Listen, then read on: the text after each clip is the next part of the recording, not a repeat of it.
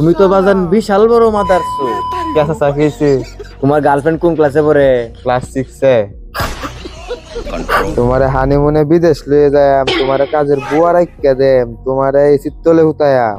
বাজান ডাম্পা গসতে গসতে কারে এসির তলে হতে আলতাছো? চাচা আমার গার্লফ্রেন্ড তোমার গার্লফ্রেন্ড কোন ক্লাসে পড়ে?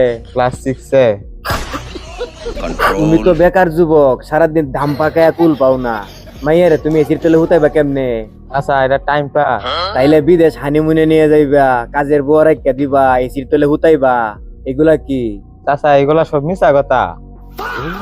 আচ্ছা, তার যে সময় বাদ দিবা ওই সময় কি কয়ে দিবা যে বিদেশ ঘুরতে যাওয়া, তারপরে এসির তলে হুতানি, কাজের বুয়া রাখিয়া দেও না, এগুলা সব মিছা কথা আছিন? না চাচা এগুলা অন্য টেকনিক আছে। টেকনিকটা আবার কিরকম? চাচা এইসব ভুলভাল বুঝায় বাদ দে। তুমি তো বাজান বিশাল বড় মাদারছো। কেসা চাকরিছি তুমি যে মাইয়ারে এতগুলা স্বপ্ন দেখাইলা, আবার সাইরে আউনোর সময় কইতাও না যে এগুলা মিছা কথা আছিল। এই মাইয়া তো আরেকবার ঘরে হইতে হইতে রাত্রে চিন্তা করবো কি জানো?